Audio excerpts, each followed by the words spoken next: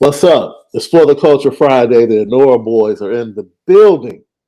Left, that dude, Shaun Davis. Welcome to the Lucky Lefty podcast.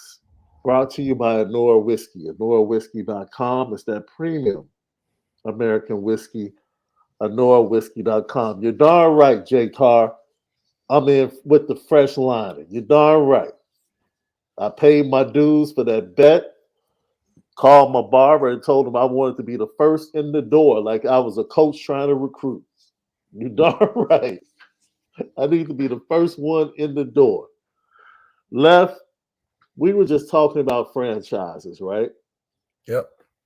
And branding.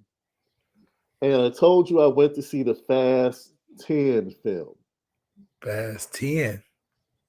Yeah. And I went into the theater thinking this is the coup de grace. This is it. Let's see how this goes, man, because 9 was some of the most fairy tale stuff I had ever seen in a movie, right? This one I felt like this has a chance because the storyline makes sense. Reyes, who was the wealthy businessman in Brazil that they stole the money from in the safe and police station, which happens to be my favorite Fast and the Furious. His son is looking for revenge. So I'm thinking the storyline has a chance because this makes sense. This makes sense. Some of the stuff, bro, was okay, but the fact that they left the ending open, meaning that we have more of these films coming, sometimes you just have to let it go. Sometimes you just have to let it go. Sometimes you just gotta let it go. That's right. Yeah, bro. I was sitting there at the end, and then of course you sit through the credit, and then they have another extra scene with Letty and Cypher. And I'm like, man, let's move on, man. Apple Podcast, Spotify, YouTube, subscribe, that thumbs up button, smash it for us. We appreciate you. Lucky Lefty Podcast. We spin it different. It's for the Culture Friday. Special guest Candace Cooper, host of Locked On ACC, is going to join us about 20 minutes. We're going to talk about the ACC, the conference, the upheaval. Dr. Jim Phillips says everything seems to be okay right now. We'll see if Candace is buying that. We'll talk to her about Michael Shrewsbury and the buzz about the Notre Dame basketball program and whether or not the ACC still wants Notre Dame to really join the conference. At this point, I'm sure they do. Because if Notre Dame joins the conference, Notre Dame will probably move to have that GOR ripped up and have things put into a new collective per se. 100%. Yeah, like we're not going to abide by that. You need to rip that up. Coming off of our conversation yesterday, Left, a lot of people still buzzing about it. We were still getting, we were still getting. That was our by the numbers segment. A lot of people were still submitting their 1,000-yard receiver. Somebody actually submitted Chris Tyree at the slot. It's gonna be interesting. I want to see what it looks like with a Notre Dame offense that's targeting receivers. What do you think is going to ultimately, bro? I'm hoping that this offense opens it up a little bit more than you seem to think. I really do. because you seem to think the running game is going to kind of, I don't want to say extinguish, but kind of put a damper on Sam Hartman being able to open it up with the passing game and Jared Parker. Yeah, it's definitely going to open up to where we're going to see a different side of Notre Dame football, where we might present a different challenge for teams when they come to Notre Dame Stadium, where most teams feel like they got us figured out. We're going to do what we do best. But uh um hold on one second.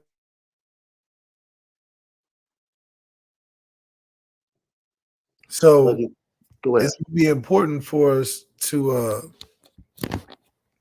see that different dynamic, because once we see the offense open up and defenses having to adjust to the different skill sets we are, not tight end you and running back you specifically, we're going to change the game a lot and it's going to score more points effectively. Yeah, I'm looking forward to this offense really being able to put up points, be more explosive. I'm not really looking at the weekly average as much as I am things like explosive plays, plays of over 20 yards in the running game and in the passing game, yards per rush for the running backs, yards per attempt from Sam Hartman, yards per completion from Sam Hartman. I need him to be top five. I would appreciate him being top five. That lets me know that the offense is far more explosive, and that is what kind of puts fear into defenses in those big games when you have an explosive offense. I need to see that type of stuff put on film starting week one against Navy. We'll love to see what Ohio State and how they put an offensive performance against a tough Georgia defense, just having that Hmm. pass game available. And even makes some of the best teams have a lot to think about when you can run and throw the football. And for us to be able to highlight that as an asset and not as a liability like it's been in years before, I think will give us a lot of respect when they talk about us in the contention of being one of the best teams. A lot of times they don't give us the credit because even though we have a good record, we're not winning like our record shows consistently throughout the years, winning 10 games like we do. So winning 10 games by beating teams by 28 plus points, that gives a different look on a 10 win team than just winning 10 wins and we win a couple in triple overtime, win a Mm. couple by three. We barely beating the teams we supposed to be blowing out. So that in the past hasn't given us a lot of credit to voters and fans that don't like Notre Dame because they think we skid by. So now having an explosive offense and winning by a good margin is going to change a lot in the respect that people have for Notre Dame, and that Something intimidation we, factor rises. yeah, yeah. In those big games, it was interesting because we put forth the question, and I don't know if a lot of people got a chance to really answer it in the chat. In these big games, will it be more important to have explosive plays or get big stops? Like which one? Of course, I mean, someone would say, "Well, we need to do both." I would like big stops because I mean, I'm sorry. I would like explosive plays because explosive plays you always get a chance. You always leaning on one big stop Hmm. that can possibly give you a two-score lead, but having explosive plays, you're always going to have a chance in the game, and you're always going to have a chance to not only be in the game but be up two or three scores in a game because you can have one play touchdowns, you can have big play touchdowns after turnovers, you can have Hmm. big play touchdowns where the defense of the opposing team needs a stop. So having explosive plays, it can be in the run game, the pass game. The quarterback can make some big plays late, and having that as an access or having accessibility to those with Sam Hartman being into as a X factor in a sense, the is limitless for what Jared Parker can produce offensively, but also we get to utilize the people we're recruiting and not have a trust issue situation or guys that are very talented sit in the bench for 2 years. You got guys in the rotation, you getting things going because you can run and throw. Is a lot of things that can happen. Yo, Left. So it's wonderful we're talking about this because one of the things that needs to happen for those big stops is that the defensive line needs to put pressure on quarterbacks, and then the offensive line needs to give Sam Hartman ample protection on the other side of the ball to Yeah, create those explosive plays. We agree that moving forward, the elevation of Notre Dame in the trenches is what's going to eventually elevate this program, of course, with the quarterback position, which we've pointed out. yeah, absolutely. It's going to elevate it, but it also is going. I just think that intimidation factor matters a lot. Mm. And when teams are talking about matchups, especially our primetime games, is something worth watching. And is for Notre Dame fans, it's a positive because, like we talked about yesterday, we're going to be able to tune in from start to finish instead of, you know, having a whole half missed because we're just starting very slow. I think the amazing stat, if I remember, I might be a little bit off. TCU in their run to the college football playoff championship had 20 plays of 50 yards or more and 50 plays of 20 yards or more. That that is the type of explosive offense that you're looking for. And I Yeah, would you get venture to down the say, field. heck yeah. Yeah, we didn't know Quentin Johnson would be Quentin Johnson before the season. He stepped up in that offense under the new coaching staff and hopefully under the new OC. Somebody in the wide receiver room will be willing to step up as well. Yeah. We talked about recruiting, right? You ever watch the intros? I love the intros to like the 70s and 80s sitcoms, Left. What Mm, about you? 70s, 80s. That's in living color. What is that? No, like Facts of Life, Mm, different strokes. Now the world don't move to the beat of just one. yeah, yeah. Man, it's just some classic stuff, right? And so one of the Notre Dame coaches was on the road yesterday, and he posted his video of where he was going on Twitter, and it got a lot of attention.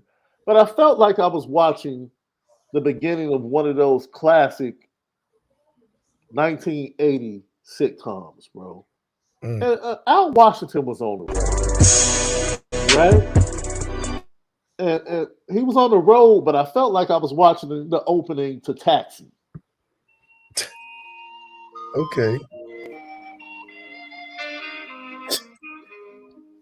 I felt like I was. If people know, that's what I felt like. If you know the opening to Taxi, it's very much just like this.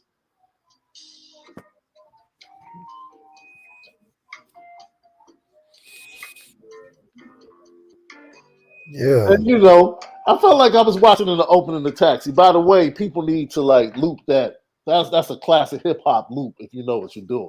that's right. But That's right. uh, look, man, par for the course. Look, because the tweet got a lot of attention. By the way, he's driving. That's Chicago. The Yep. Dan Ryan. Where he should be. He see you already stole my thunder. You already stole my thunder, right? Like the video shouldn't even get. It's like, dude, it's par for the course. That's that's par for the course. You got a 5-star kid in 24, and you got 4 or 5-star kids possibly in 25. Mm-hmm. That should be a weekly trip. That that's a trip you make all the time. All the time. All the time. I see people like giving round, almost like giving a round of applause, standing ovation. Like, thank you, thank you for being aggressive. I see Miami. Miami is doing the most. People that do the most when they're Of trying to get course. someone's attention. Yeah. You're like, bro, you're doing way too much. Like, relax. Like, I know you're trying to get Shorty's attention, But you make yourself look a little crazy now. crazy, right? That's what the University of Miami is doing when it comes to recruiting Justice Scott. They're doing any and everything, bro, because they know it's going to take a lot for them to get him. So they're willing to do it. Yeah. They're willing to do it. They willing to do whatever it takes. They're willing to do whatever it takes. And I'm not mad at them. Go ahead. Send out happy birthday. Send out happy official visit tweets. Send out happy mid official visit tweets. Send out countdown to official visit tweets. Do whatever you got to do. It's University of Miami. You got a lot of room to make up. Show somebody that you're willing to go over the top for them. That's fine. That's fine. But you know, you can still be Notre Dame and still show people that you want them. That's right. Do a lot. You don't have to be chill about it. So, you know, I just felt like I was watching an episode of Taxi when I saw the video, bro. It was funny to me. It reminded me of the opening of Taxi from back in the day. I'm sure they're going to cut out that 15 seconds we played the actual theme song from Taxi. But it is what it is. Look, man, like Drunk Vigo said, yes, they are willing to look thirsty and they are willing to embarrass. You darn right Mario Cristobal is. Mario Cristobal understands what his program is. He understands at a point of destitute. He understands that he needs someone to turn things around and get things going the right way. He understands that. He knows that. And he's willing to do whatever he has to do.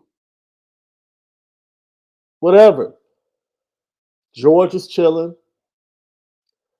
Ohio State is chilling. Notre Dame is chill. Miami and this Justice Scott thing is making the most noise. They are doing the most because they know they have to. They know they have to.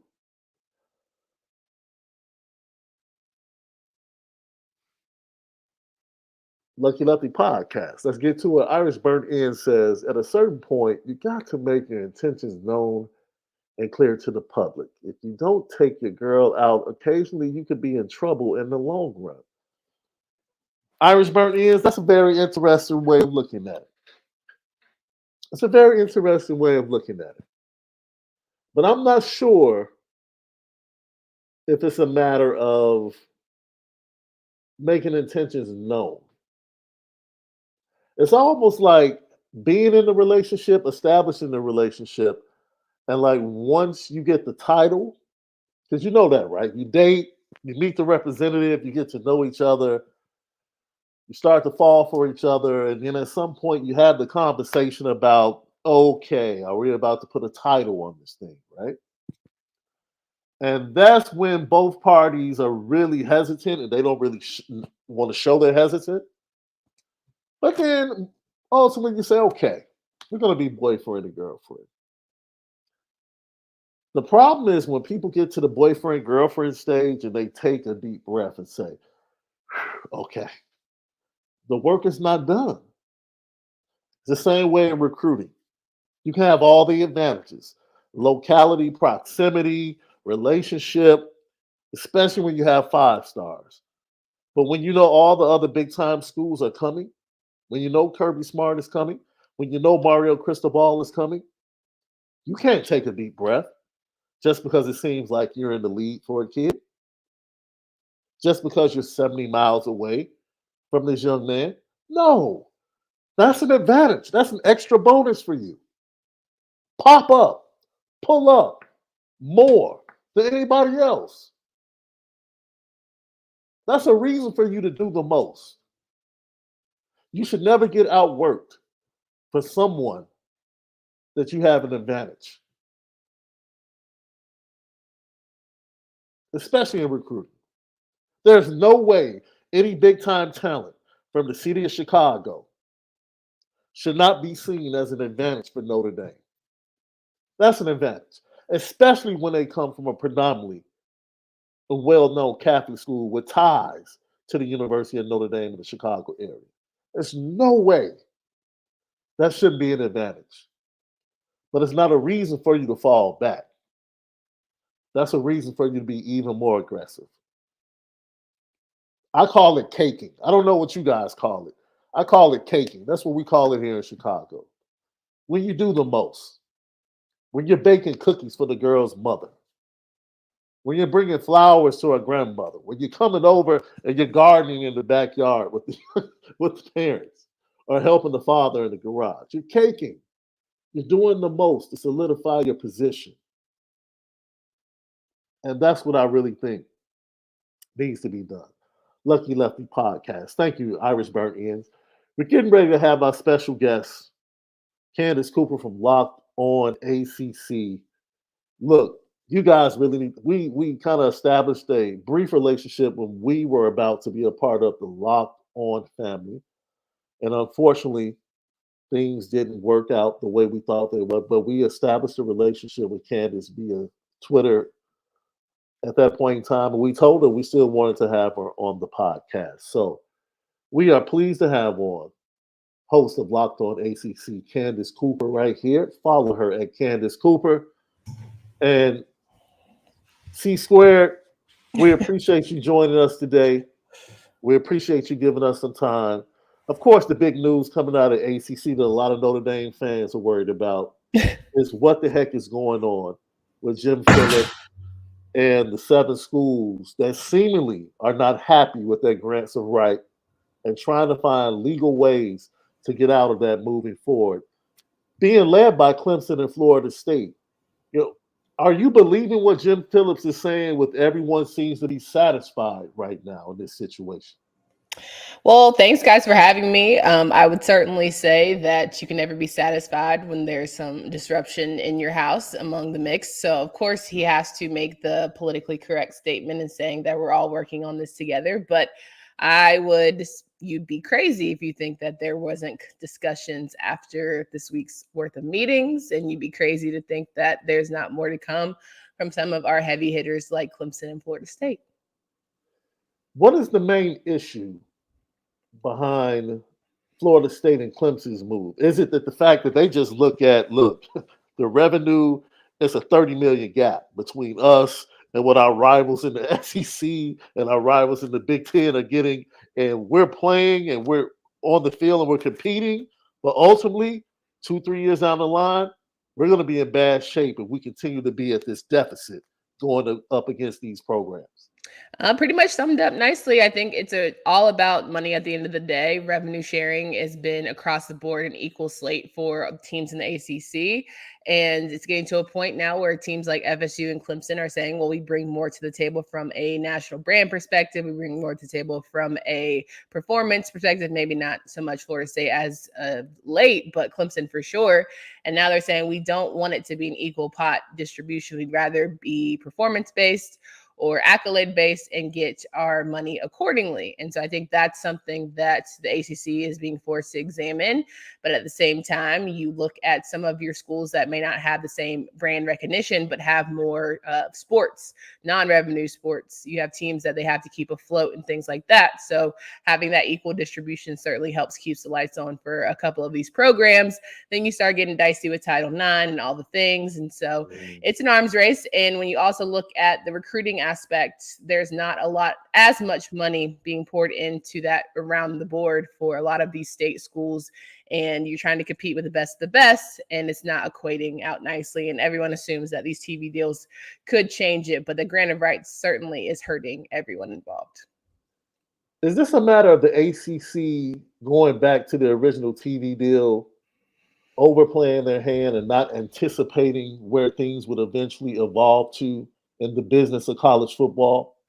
Well, Raycom Sports is definitely the real villain out here. John Swofford is a close second. I think people give Commissioner Jim Phillips a lot of grief, but he is not the reason why the ACC is in this terrible deal that is through 2036 with ESPN. And the issue is ESPN isn't exactly raking in money right now. We've seen them lay off people in droves. And so they're sitting at the high perch. They have the upper hand. There's nothing about them that wants to say, yeah, let me give you some more money, when they know good and well with this damn near airtight deal that there's no signs of you guys leaving, a 9-figure penalty, ensuing. Plus, we still have rights to your home games and things like that. So there is a big hit if you decide to leave. You just ask guys like Maryland, right? So I think it's there's a big issue with the TV deal that they didn't expect to be this bad. And John Swaffer's sitting pretty, set his family up nicely, and he's wiping his hands of the whole situation, because you've yet to see him come out with a statement or anything like this. He's good, right?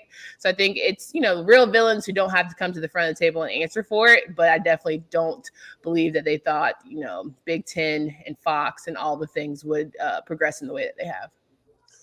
From an outsider's look, how would you consult Notre Dame in this situation to handle this matter? Notre Dame has always wanted to stay independent until they were forced to join a conference due to college football playoffs or either other situations. At this point, how should Notre Dame play this? Because from a basketball standpoint, the ACC has been very beneficial for Notre Dame. But from a football standpoint, they have relationships within the conference. Should they be wanting to help in some way, or should they just sit back and watch the demise of the conference that they are linked to from a schedule standpoint? We love the word demise. I think that Notre Dame is certainly in this weird position. They're this, ugly stepchild that I really don't love personally, because 1 foot in, 1 foot out. It's not a fan. I will say that. But if I were them, what would be your bargaining point to try and join the ACC? You have the upper hand. Why would you want to join a conference that may not be in existence after next year, right? Why would you want to? You're not saving the conference from anything. They're not magically going to have this, incredible amount of money. NBC is not knocking on the door, especially with this ESPN deal. So there's nothing for you to do other than sit back and watch and get your popcorn and just, watch it all unfold. I think what the ramifications will be potentially non-revenue sports. And if there is not, can you figure out a schedule, right? If there is no ACC and you do have these competitions every single year and all the contractual agreements to play some of these sports that won't exist, then I think that's when it gets a little dicey for you. Once again, Candace Cooper, Locked On ACC, with us right here on the Lucky Lefty podcast. I'm Shaun Davis, the original Lucky Lefty himself, Malik, Zaire. And I agree totally with you. Yeah. This situation now with the ACC, you just said something powerful. It probably went over most of the fans that are listening heads. No ACC in a year? Like, we talked about it yesterday, Left. Like, you talk about Armageddon. If FSU and Clemson figure out a way to leave, they're gonna leave. Yeah. The days of the super conferences is here, right? Because they're going to the SEC, right? They're going straight to the SEC. I don't know. So I think so. There's the Magnificent Seven that came out this week, where there were 7 teams. You had NC State, North Carolina, Virginia Tech. You had FSU, you had Clemson, you had Miami. All basically saying, Jim Phillips, what are we doing here? Because if we get an 8th vote, which some said the Great 8 was Louisville, we can just come together, vote out of this thing, and here we are with the conference, and form our own super allegiance and figure things out as they may. Dumb, because why would you do that? But hey, people do stupid stuff every day. So there's been rumors, right? And everyone was feeling type of way. But then you had FSU AD, Mr. Alford, come out and say, like, listen, we're all good. We love it here. And I think that's like any coach who's about to leave for another school, anybody who's about to sign a big major deal somewhere else, they all chummy. In February, you're telling me that you have no opportunity to grow here. And come, May, now everything's good graces. So that's where you should be scared. Coming out of spring ball, what's the biggest buzz as far as college football in the ACC? The resurgence of Clemson, or Duke really being a contender with Riley Leonard, Mike Elko? What's the buzz? What are you hearing? Well, I don't know if Clemson would resurge, considering they are the ACC champions. So it's pretty much just the same old regular run of the mill for them. They probably need a new challenge, and that's why they're probably trying to explore options like the Big Ten and the SEC. But I think one thing that people know, and the last thing I'll say about conference stuff, is that they have to be wanted, like you're not going to try and run into the SEC where their pot is pretty fine, and going in, you have to split it another good amount of ways. So it's not exactly, they have the upper hand in that as well. Clemson is clearly the favorite. Pitt is right there behind. Phil Dracovic came over from Boston College, and he, is this big quarterback that's trying to kind of resurge his career. He had a lot of good things going for him. Injuries sort of held him back. Offensive line didn't help. You also have the fact that Florida State is arguably going to be one of the top 5 teams in the country. They are trying to bring back all the things that they say they are and have been. And Mike Norvell seems to be able to keep his job a little bit longer. And they have this 9 to 10 win energy happening right now. And then you have Drake May, who is arguably one of the best quarterbacks in the nation. And will he have a sophomore slump? Will Mac Brown be able to figure him out? And, will teams figure him out? And how can he elevate now that he has a new offensive coordinator? So a lot of good stuff there. I think that's the biggest issue for us, right, Left? Like, we know the talent that is Drake May. We're just worried about whether or not he has enough help around him. Yeah, but and with the transfer portal being active, you get to see teams have a strong resurgence and a reload in 1 year. Look at Tennessee, look at South Carolina, and I think the strategies of the transfer portal, even though the statistics say 10%, you really get a hit in it. I think just the opportunity that's so wide open and the attractiveness of having a generational quarterback, in my opinion, it's easy to bring some receivers from Wichita State if you need to, if they got the talent. Yeah. And if you're the head coach, you would be excited about at least you have an attractive value piece. And I think for the ACC, at least, he's going to be fine, at least in that conference. But getting out of that conference in the playoffs and bowl games and stuff, it'll be interesting to see. Yeah. So D.L. Ivy and Michael Shrewsbury are both on the road recruiting. The buzz about Michael Shrewsbury, Notre Dame, they replaced a pretty good coach that was very successful at Notre Dame. So that's a big cast, that's shadow on Michael Shrewsbury as he comes from Penn State, the Big Ten, over to Notre Dame in the ACC. In the ACC last year, I don't know, how would you even describe it? It was a weird basketball season. It was just like, you had teams that were middle of the pack being much better than they normally were. Miami kind of was Miami. Yeah, Jim Larinaga did his thing, but then you had Duke. North Carolina doesn't make the tournament, and they were the preseason #1 for most people. Duke came on at the end of the season, a very young team. They returned a lot of their young players. It was a topsy-turvy conference season in the ACC. How do you see it playing out? And, do you think the ACC will be more true to form in 2023? Well, I think that the ACC was fine to form. I just think there was other people that had a nice little elevation, right? I think the ACC is, a dogfight every single week, especially once you get into conference play. I think a lot of guys kind of slipped up in their non-conference schedule, so it made it look uglier. But I think from a national perspective, for whatever reason, the past 2 years, it's been this like lull or this hate against the ACC, which is weird to me because we've had not only North Carolina make national championship game, but you had Miami making the Final Four, and you have really good programs out of Duke and a good coach in John Shire. And so for whatever reason, the ACC is getting this love, the bracketology and all of the, thing, Kim Palm rankings. It's giving us as if we're not a good conference, especially when it comes to men's basketball. Women's basketball, don't even get me started. We have about 8 or 9 of them ladies heading to the various NCAA championships every year. But say all that to say, I think the ACC is just fine. It's just a matter of, more teams emerge. Miami, they have a really good coach in Coach Larinaga. I think Coach Hamilton certainly, figuring things out. But Hubert Davis, Blue Bloods, it's not the same as it used to be. I will say that. I'm a North Carolina grad, so I'm trying to be nice. trying to find the words. I think Amanda Baycott has to find a jump shot, or else, what are we doing here? I think Caleb was good to go ahead and part ways. I think it's better for him. I think that Duke will always be Duke, but NC State, I think that's the team to watch this season. They have Coach Keats bringing in some really good guys out of the one transfer from Kansas. You have DJ Burns, who became like overnight sensation there. So I think it's just a matter of giving people some grace. And then when they get into conference play, not being so harsh on, the outcomes when it doesn't go your typical team's way. If we can give you one piece of advice, stay away from Northwestern transfers. Oh, man, yeah, please.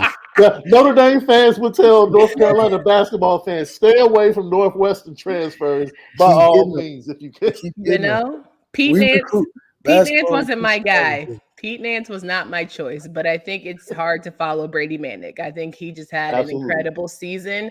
I think that was an incredible run that they did not deserve to be in, and somehow they managed. And yet everything looks better when you're winning, right? So you couldn't couldn't see the onion, the layers, and peeling it back. But now, you have a guy who, I mean, all of our guys really. What's life after being at North Carolina? Not much. So say all that to say, the elevation isn't exactly quite jumping off the page. But Pete wasn't my guy. He was not my guy. Man, Lucky Lefty podcast. And I think Michael Shrewsbury actually he actually got a transfer from Northwestern. That was one of his first commits when he became coach. God bless him. Lucky Lefty podcast. Pleased to have Candace Cooper from Locked On ACC on with us for a few more minutes. Thank you for giving us some of your time right here on a Friday. As we get out of here, there's a lot going on. I fully support the movement and what you represent. Follow you on Twitter and social media, and the advancement of women when it comes to journalism and their voices, whether it's TV, radio. I stand with you, and would love to see that. And that's why we had you on, because we respect you as one of the best voices when it comes to ACC and sports in general. I saw, your retweet of David Aldridge's article about Brandon Miller. And it is, for a lot of people, it's a touchy subject that they really don't want to talk about. But you know us right here, the Lucky Lefty podcast, we don't care. We love digging into it. So what was it in particular about that article that really stung a lot of people for different reasons? What in particular made you say this is something that I need to retweet and put notice or flash a light on for people to understand? Sure. So I really respect Aldridge. I think that he is one of the best writers in the game. But beyond that, I think the elephant is very much in the room, no pun intended, in the Crimson Tide, but it's very uncomfortable to just go on as life is. But we talk on our show all the time about the humanistic side of all of this, right? We talk about, I'm not feeling and crying over spilled milk over guys crying about $30 million between them, right? I'm not crying about the rich getting richer while we have athletes who can't pass reading tests. I'm not feeling but so many ways unless helping the actual athlete advance and get better in their day to day. And with the Brandon Miller situation, it just, oftentimes I say, you got to teach guys that they're more than just being an athlete. They are more than just what they can do for you on a court. And it was just apparent that nobody cared about that young lady. Nobody cared about the situation that went down. It was just, okay, but we're still winning. We have potential in national championship. So let's sweep it under the rug as best we can, so long as things went right. Right. The fact that everything that came out of it, if you don't sure, there's nothing legally terrible about it, but morally, let's just have some wits about. Can we have nothing? Do we feel no guilt? Nobody. So that's what I have trouble with, and I struggle with still to this day, because it can't just be about the W's and the L's, right? It can't just be about wins and losses and about great plays and highlights and how you felt at a certain game. There is another side of this, and if you're not willing to look at it, you got to have that man and woman in the mirror conversation with yourself. And I'm going to be honest, man. If you have any ounce of empathy or that humanistic side that you were talking about, Brandon Miller isn't right. There's no way he's not carrying that with him. There's no way that he's not seeking professional help to say, hey, look, I know I'm going to the NBA, I'm getting drafted, but I don't like being linked to someone losing their life. Yeah. And that's going to stay with me for the rest of my life. Yeah. And, that's something I don't think other people are looking at from that side of the situation. Sure. It's very tough. And I appreciate you, putting emphasis on that and retweeting that. Someone had actually told me about the article. I didn't get a chance to read it. When I saw your retweet, I said, man, let me dig into this. And as you said, David Aldridge is one of the best in the business at doing it. And I appreciate you doing that. Once again, Candace Cooper. Follow her at Candace D. Cooper on social media. That's Twitter and Instagram, correct? See? Yes. She's a Carolina girl. Okay, so Notre Dame fans, we love her. We Got love her. to. Notre We Dame, love her. I'm working on my relationship with Notre Dame. I'm not gonna lie to you. I Look, talk a lot of junk about Notre Dame, but we're it's the rightfully olive so. branch. Are Let you? Lucky Lefty be the olive branch from Notre Okay, Dame fans to fine. you. We love you, C Square. We love I've you. seen North Carolina get their ass whipped a couple times where it's just like y'all aren't even in our conference, but you jacketed it up for me. So like I'm trying to find it. I can't find it Yo, right now. I'll be honest. I didn't mind not seeing Drake May on the schedule this year. I was cool. I'm like, you know what? We don't have to see that young man. I'm good with it. On my bucket list, first of all, Marcus Freeman is a beautiful man, and I support him through and through. So like all 50 of them kids, I'm like I support this, okay? But when it came to my team, I was very relieved not to see him on the schedule. I'm not gonna lie. You know something? If you ever get an opportunity to go watch a practice during like a recruiting weekend, it is almost like watching it, dude. The line to take pictures, I believe it. I would be right there. dude. Recruits. Well, let me say because Marcus Freeman is a family man, Yes. but the vibe of the mothers. Oh, yeah. You know what I'm How saying? could Like, you not? You have to acknowledge beautifuln't without being weird. Like we can say this is a handsome man without it. Like I oh, respect his facts, wife and all the things, facts. but like God did his thing. Okay, I ain't gonna hold it. So I'm just okay. If I ever get the opportunities to See, God, we need to manifest this. We need a our lips Candace. to God's ears We that I need the could just Candace tell this Cooper man. We need the Candace Cooper Marcus Freeman interview to happen. Okay. Oh my God. I would die. I would In actually. the preseason I might actually die. Yeah. on Locked On ACC. We need it to happen. I don't stutter much, only when I'm like super nervous, but I can guarantee I would slip up on my words. Man, if you Without a look in the doubt. chat, Notre Dame fans are saying, speak it into existence. They got your Y'all's back. lips to God's ears, okay? Help a sister out. Just one interview is all I need. That would propel me because I know there would be a great clip and soundbite from it. So I just already know. See, we're ranking this work manifesting. Go ahead. All the things. Is there any coach that when you're preparing for an interview that you say, oh, No, honestly, like from the ACC perspective, like all of our coaches are really good. Some of them give like, straight up and down answers about it. Some of them like sugarcoat things. One of my favorite interviews is Jeff Halfley out of Boston College. Like, I think he is just very much a straight shooter. He understands what's in front of him. He understands what needs to be worked on. And like, he can give it to you straight. Like, yeah, we weren't our best. I didn't give or, step up as a leader, XYZ.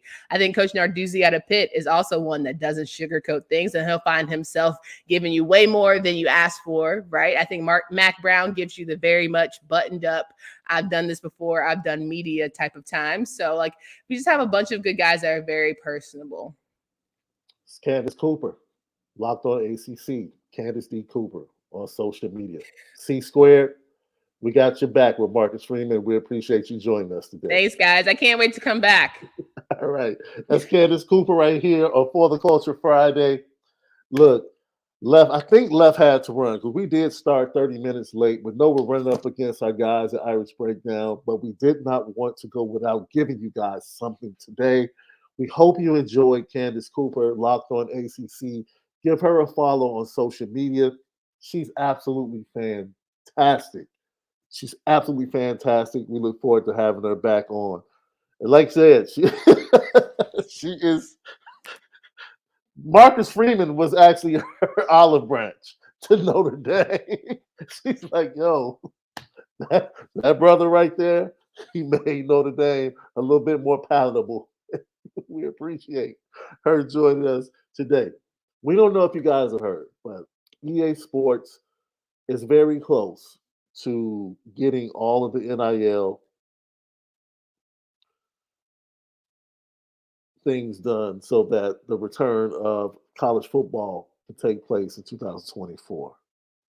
Of course, Notre Dame, who has never been linked to a conference, was the only school whose logo and representation was always at the beginning of that particular game because They were an independent identity and needed to have their own paperwork with EA Sports. According to reports, Notre Dame and EA Sports have been in contact. Negotiations have been taking place, and Notre Dame has unofficially given EA Sports the go ahead and the nod to say, look, we're locking in with you. I want to have a discussion about, before we get out of here on a Friday, whether or not this might be a sign to Notre Dame changing the way they do things in recruiting and other areas when it comes to NIL. I think Notre Dame is on the precipice of what one might call the perfect storm from a business standpoint. You have EA Sports and college football in 24. You have the new TV deal. Reportedly, they want 75 mil per year. And then you have the apparel deal. Notre Dame is truly, in my opinion, in the catbird seat from a financial and a business standpoint. Now, how they play this thing is a totally different story, right? Do they say yes to the first deal that sounds amazing? Or do they keep it player and let the bidding war happen right in front of them? It's going to be very interesting because for them to give the NIL nod to EA Sports is something that I really didn't expect. I thought Notre Dame would be the last holdout. Well, they are one of the last holdouts, but because they're independent of the conferences. But I thought Mr. Swarbrick might play a little more hardball. But with the hiring of staff and general manager and people now dealing with NIL at the University of Notre Dame, one tends to believe that as much scrutiny that we've given to Jack Swarbrick, a lot of it much deserved and well earned, might I add. That the shrewdness by which he has allowed Notre Dame to still stay one of the key players in the boardroom and on the football field over the last decade. He's done it by being very shrewd. And you might not like the way he's done things. You might not like how he's communicated in certain situations. But the truth of the matter is, the fruit is the fruit. And he has Notre Dame in position to cash in like no other university has cashed in before. We just heard Candace Cooper talking about Magnificent Seven, thinking about possibly leaving the ACC and forming another conference. What? Why? Who? For what?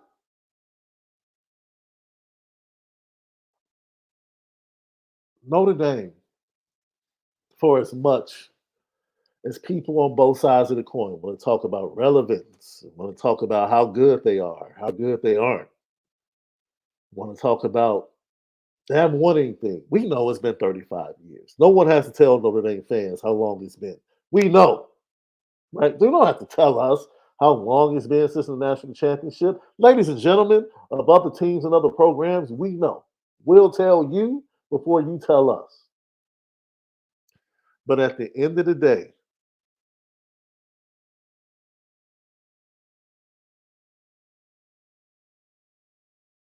Notre Dame sits right where they need to sit from a business standpoint. And hopefully, Jack Swarbrick with what he's done will take the extra step and put Notre Dame, its coaches, its players,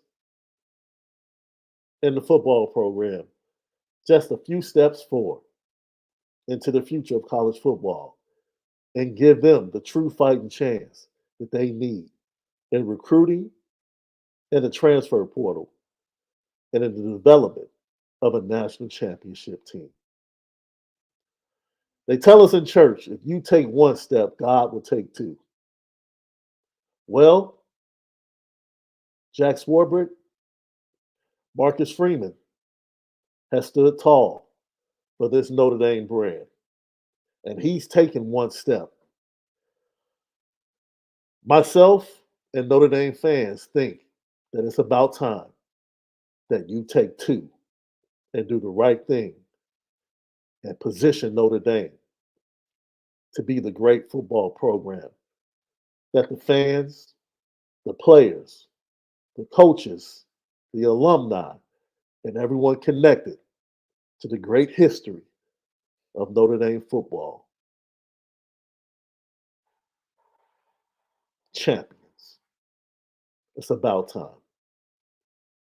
Marcus Freeman is taking one step. Go ahead and take two. We thank you in advance. Signed, Notre Dame fans. That's my little commentary right here on a Friday on the Lucky Lefty podcast. Yes, P Dub, it was Bob James who did the taxi theme. It's a great song. It's a great song. Absolutely great song. Any questions before we get out of here?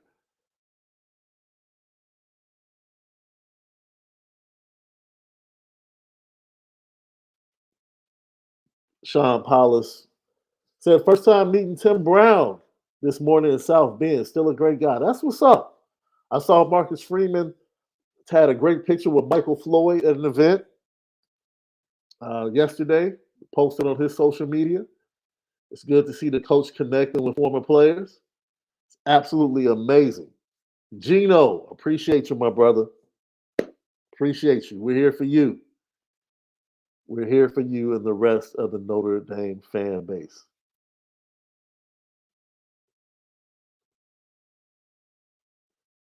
Well, we're gonna get out of here, man. Left had to go on to practice. Forgive me. I had runs that made me come back later than I thought I would. Be back at the house today, but we wanted to make sure we at least got 40 to 45 minutes in for you guys. We had already booked Candace Cooper. We wanted to get her on. She is a fantastic guest. Once again, Locked on ACC. She is the host. She does an incredible job and has an incredible voice that all college, basketball, football, soccer, lacrosse, whatever it is, college fans of the ACC, you need to listen and lend your ear to her voice. She is absolutely amazing, and she's a sister of the Lucky Lefty podcast. From my guy Left, I'm Shaun Davis. Go smash that like button, subscribe. CFB Nation via Apple Podcasts and Spotify. Search CFB Nation. We need you to lock in, guys. We need you to lock in because Lucky Lefty Podcast will exclusively be on the thread for CFB Nation and no longer an IB Nation once we get to the fall. So if you enjoy the audio edible we give you every day, lock in with us right here at the Lucky Lefty Podcast. For Malik Zaire, I'm Shaun Davis. We bid you adieu until Monday, when we'll have another great episode of the Lucky. Oh, by the way, we couldn't get the time right, but I want to make sure Wes Pritchett and Frank Stamps, two great defensive stalwarts from the 1988 National Championship team, are starting their own podcast. We tried to get them on today, couldn't figure out the time, but we'll have them on in a short time to talk about the podcast and promote. So make sure you guys support them. Wes Pritchett, Frank Stams, they're starting their own podcast. I believe it starts this weekend. Go support those guys. We appreciate you guys. Have a fabulous weekend. But most of all, make sure that you spin it different. We'll see you guys on Monday. Yeah.